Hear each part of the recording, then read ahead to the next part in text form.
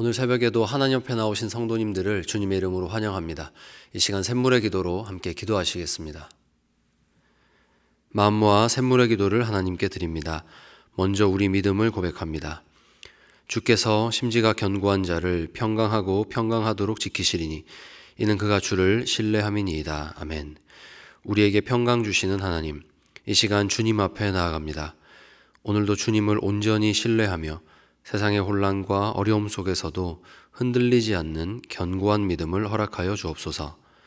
교회와 예배를 위해 기도합니다. 하나님은 영이시니 예배하는 자가 영과 진리로 예배할지니라. 아멘.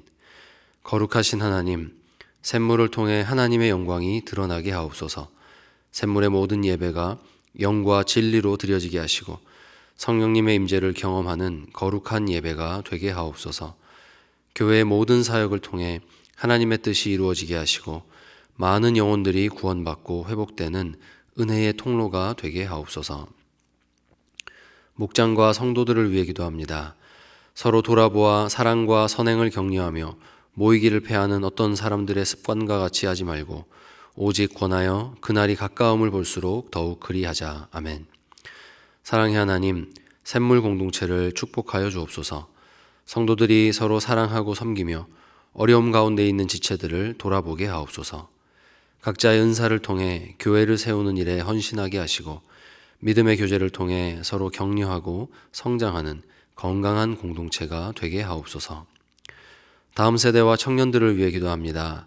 오직 여호와를 앙망하는 자는 새 힘을 얻으리니 독수리가 날개치며 올라감 같을 것이요 다른 박질하여도 곤비하지 아니하겠고 걸어가도 피곤하지 아니하리로다. 아멘. 소망의 하나님, 우리의 다음 세대와 청년들을 주님의 날개 아래 보호하여 주옵소서. 세상의 가치관에 물들지 않고 하나님의 말씀으로 무장하여 이 시대의 빛과 소금이 되게 하옵소서. 주님을 향한 열정으로 하나님 나라를 위해 헌신하며 비전과 꿈을 통해 하나님의 영광이 드러나게 하옵소서. 나라와 선교를 위해 기도합니다. 내가 민족들 가운데서 주께 감사하며 열방 중에서 주를 찬송하리이다. 대저 주의 인자하심이 커서 하늘에 미치고 주의 진실은 궁창에 이르나이다. 아멘. 열방의 주인이신 하나님, 우리나라의 지도자들을 축복하셔서 공의와 진리로 국민을 섬기게 하옵소서. 세계 곳곳의 선교사들을 보호하시며 샘물이 기도와 물질로 선교사역에 동참하게 하옵소서. 북한 동포들에게도 복음의 문이 열려 함께 주님을 찬양하는 날이 속히 오게 하옵소서. 오늘도 우리의 걸음을 인도하시는 예수님의 이름으로 기도합니다. 아멘. 함께 보실 하나님 말씀은 데살로니가전서 2장 13절에서 20절 말씀입니다. 이러므로 우리가 하나님께 끊임없이 감사함은 너희가 우리에게 들은 바 하나님의 말씀을 받을 때에 사람의 말로 받지 아니하고 하나님의 말씀으로 받음이니 진실로 그러하도다. 이 말씀이 또한 너희 믿는 자 가운데서 역사하느니라. 형제들아, 너희가 그리스도 예수 안에서 유대에 있는 하나님의 교회들을 본받은 자 되었으니 그들이 유대인들에게 고난을 받음과 같이 너희도 너희 동족에게서 동일한 고난을 받았느니라. 유대인은 주 예수와 선지자들을 죽이고 우리를 쫓아내고 하나님을 기쁘시게 하지 아니하고 모든 사람에게 대적이 되어 우리가 이방인에게 말하여 구원받게 함을 그들이 금하여 자기 죄를 항상 채우매 노하심이 끝까지 그들에게 임하였느니라. 형제들아, 우리가 잠시 너희를 떠난 것은 얼굴이요 마음은 아니니 너희 얼굴 보기를 열정으로 더욱 힘썼노라. 그러므로 나 바울은 한 번 두 번 너희에게 가고자 하였으나 사탄이 우리를 막았도다. 우리의 소망이나 기쁨이나 자랑의 면류관이 무엇이냐? 그가 강림하실 때 우리 주 예수 앞에 너희가 아니냐? 너희는 우리의 영광이요 기쁨이니라. 아멘. 이 시간 일꾼의 마음가짐이란 제목으로 하나님 말씀의 은혜를 나누고자 합니다. 부모님의 마음은 늘 더 주지 못해 미안한 마음입니다. 가령 자녀가 시험에서 90점을 받아왔다 하면 내가 더 뒷바라지를 잘했더라면 충분히 100점 맞아올 아이일 텐데 하면서 본인을 탓하는 그런 것을 또 마음에 어려워하는 것이 부모님의 마음입니다. 변변치 못한 환경에도 자녀가 자기 몫을 하며 최선을 다하면서 인생을 한 걸음씩 그렇게 전진해 가는 것을 볼 때면 마치 자신의 인생이 성공한 것처럼 기뻐하는 것, 그것이 부모님의 마음 같습니다. 바울은 지금 목회자로서 또 주님의 일꾼으로서 교회에 대해서 이런 마음을 가지고 있습니다. 바로 아버지의 마음입니다. 교회를 볼 때 아주 깊은 부채의식을 느끼고 있습니다. 늘 더 주지 못해서 미안한 감정이 이 데살로니가 전후서에 듬뿍 담겨 있습니다. 오늘은 이 서신서의 목적을 따라서 바울이 어떤 마음으로 교회를 대했는지 살펴보면서 교회의 일꾼이 가져야 될 마음에 대해서 함께 나누고자 합니다. 첫째로 일꾼이 가져야 될 마음은 성장이 기쁘다는 것입니다. 우리가 자녀에게 바라는 것이 있죠. 자녀가 태어났을 때 건강하게만 자라다오. 오직 건강하게 자라기를 바랍니다. 이 말은 이 자녀로 인해서 나에게 돌아올 무언가를 부모님이 기대하지 않는다는 겁니다. 그저 자녀가 잘 되기만을 바란다는 거죠. 일꾼에게는 바로 말씀을 듣고 교회가 성장하는 그것이 기쁨이라는 것입니다. 자기에게 일어난 어떤 일이 아니라 자신이 섬기는 자들이 하나님의 말씀에 반응할 때 기뻐하는 사람, 그 사람이 일꾼이라는 것입니다. 바울이 기뻤던 이유는 또 있습니다. 그가 이런 결과를 볼 정도로 교회가 말씀 가운데서 부흥하고 성장하는 것을 볼 정도로 온전히 집중해서 교회를 가르치지 못했음에도 불구하고 교회가 어려운 환경 가운데서도 생존했고 성장하는 일이 오직 말씀에 의해서 일어난 것을 보았기 때문입니다. 친로마적인 성격이 강한 이 데살로니가라는 도시에서 복음을 전하기란 황제 숭배 사상을 정면으로 위배하는 것이었기 때문에 사실 굉장히 어려운 일이었습니다.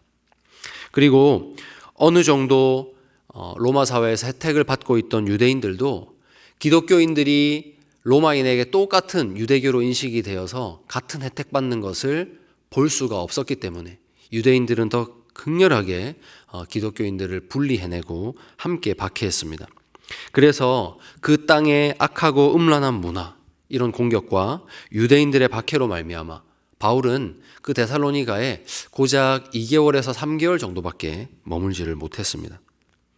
이제 교회가 세워졌으니 심고 물을 주는 일을 힘써서 해야 되는데 바울은 마치 갓난 아이를 내버려 두고 도망치듯이 그렇게 교회를 떠나고 만 것이었죠.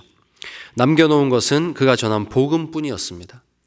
이제 교회가 세워졌으니 오래 있으면서 아이가 젖을 떼고 스스로 서기까지 양육하려 했으나 그렇게 하지 못하고 그저 일터에서 소소하게 말씀을 전하고 매 안식일마다 잠시 말씀을 강론한 것 외에는 아무것도 준 것이 없는데 지금 바울이 데살로니가를 떠나서 그 교회의 소식을 편지로 받았을 때에는 그 데살로니가 교회 사람들이 바울이 전했던 말씀을 하나님의 말씀으로 받고 그 말씀의 역사를 체험하고 있었다는 겁니다.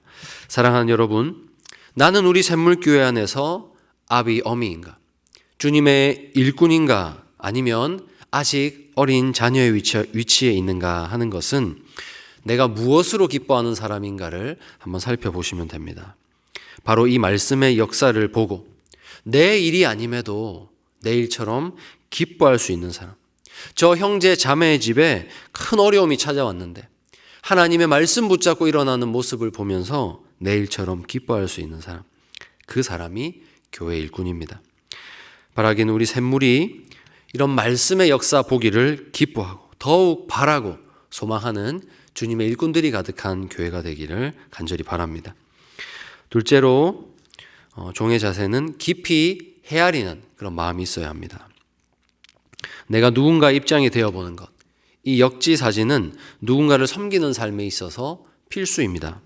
바울은 교회를 무너뜨리려는 이단 세력 앞에서는 성난, 황소처럼 싸웁니다. 하지만 성도들을 대할 때에는 매우 부드러운 모습입니다. 특별히 성도의 입장이 되어서 살펴보는 이런 사려 깊은 모습이 바울에게 있었습니다.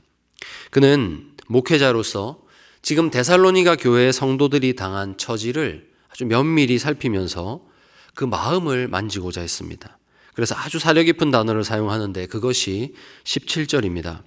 형제들아, 우리가 잠시 너희를 떠난 것은 얼굴이요 마음은 아니니 너희 얼굴 보기를 열정으로 더욱 힘썼노라. 아멘. 여기서 잠시 떠난 것, 이 떠났다라는 것의 의미는 원문에 보면 수동태의 의미입니다. 내가 능동적으로 떠난 게 아니라 떠나졌다는 겁니다. 떠나질 수밖에 없었다는 겁니다. 그리고 이 단어의 의미를 직역해서 번역을 하면 우리가 너희로부터 떠나서 고아가 되었다라는 뜻입니다. 내가 너희와 분리되면서 고아가 되어버렸다라는 뜻이죠. 지금 교회의 입장에서는 이방 세계에서 복음 밖에서 그들은 잘 살고 있었습니다. 그런데 바울이 말씀을 전해줌으로 이제 빛을 받게 되었습니다.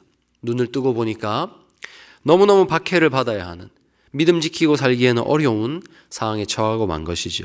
근데 그런 상황에서 교회의 지도자가, 자기들의 눈을 뜨게 해주었던 그 교회의 지도자가 떠나버린 것입니다.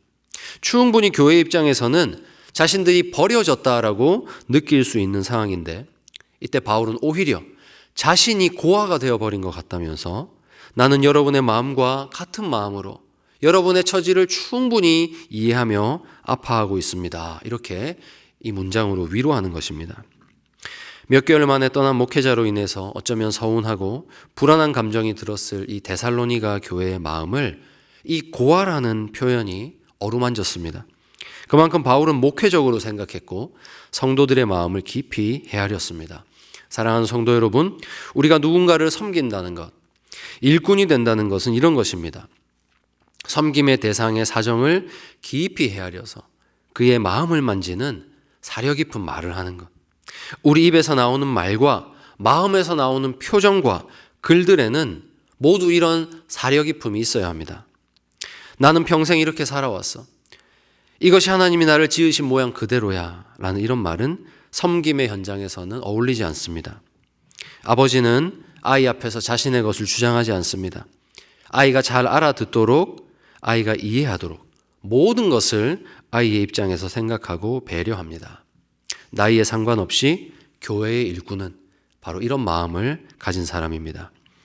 그러므로 섬김의 자리는 아비와 어미가 되는 자리이고, 그렇기에 나에게 편한 언어가 아닌 섬김을 받는 이들에게 이해 가능한 언어, 그들의 마음을 어루만질 수 있는 언어가 필요합니다.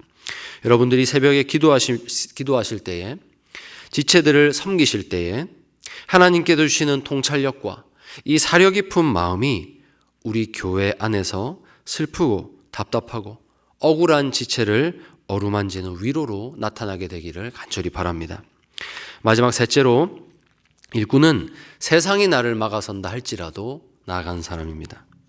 일꾼 앞에는 언제나 적이 있습니다. 본문은 사탄이라고 합니다. 인간으로서는 도저히 이길 수 없는 적입니다.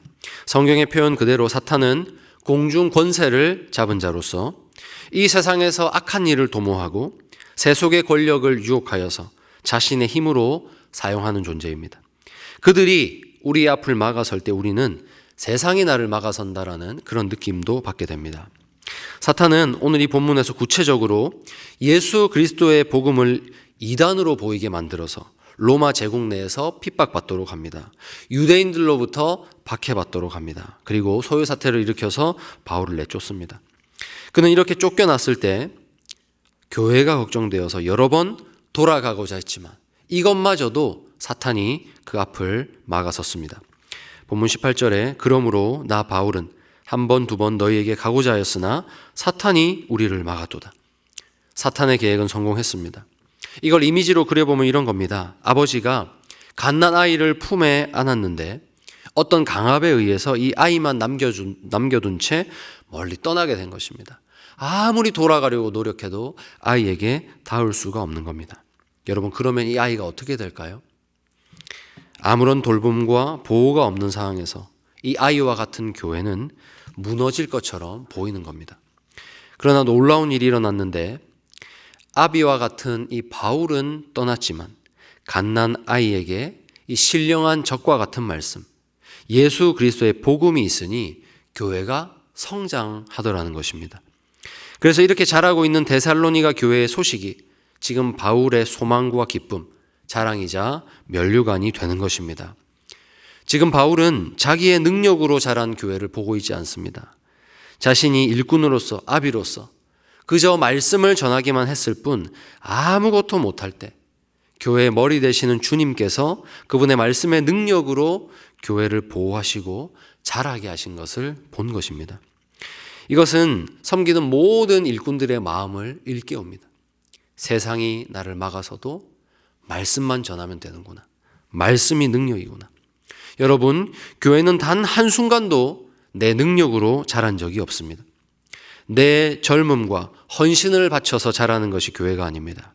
바울이 본 것은 그저 자신은 일꾼으로서 씨앗을 뿌리기만 하였는데 그 말씀이 능력이 있었고 교회의 머리 대신 예수님께서 살아계셔서 우상과 음란함에 둘러싸여 있어서 언제든지 다시 원래의 모습으로 되돌아가리라 생각했던 그 교회를 거룩하게 보호하시고 악한 세상에서 거룩한 하나님의 백성의 공동체로 설 수 있도록 역사하셨다는 것입니다.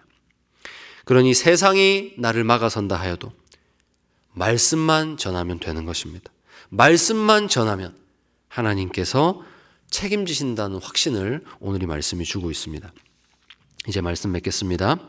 바울이 교회에 대한 자신의 역할을 정의한 것들을 살펴보면 2장 7절에는 유모라, 2장 11절에는 아비라, 2장 17절에는 고아라 이렇게 표현하고 있습니다. 모두 어떤 가정에서의 관계를 나타내는 언어입니다. 그렇다는 것은 일꾼으로서의 바울은 진심으로 교회를 가족으로 대했다라는 것입니다. 여러분, 교회 일꾼은 어떤 사람입니까? 정말로 교회를 자신의 가족으로 여기는 그 사람입니다. 교회가 가족이기 때문에 나의 유익을 구하지 않습니다. 그저 내 사랑하는 지체가 주의 말씀으로 바로 서게 되면 그것으로 기뻐하는 것이 일꾼이고 가족입니다.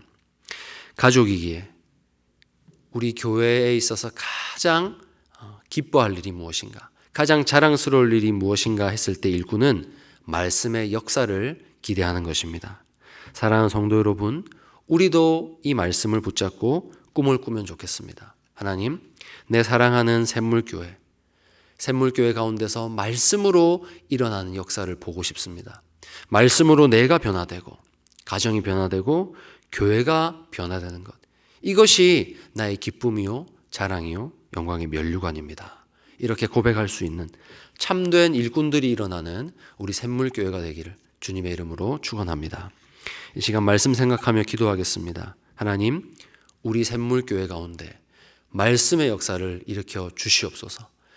갑갑한 벽에 막혔던 지체들이, 마음이 무너져 내렸던 지체들이, 소망이 없던 지체들이 주의 말씀 붙잡고 일어나는 그 역사를 보게 하여 주시옵소서. 특별히 우리 교회의 말씀 사역자들을 붙드셔서 정말 올바른 하나님의 말씀을 전할 수 있도록 도와주시고 그 말씀 붙잡고 일어나는 샘물교회 되게 해달라고 이 시간 합심해서 기도하겠습니다.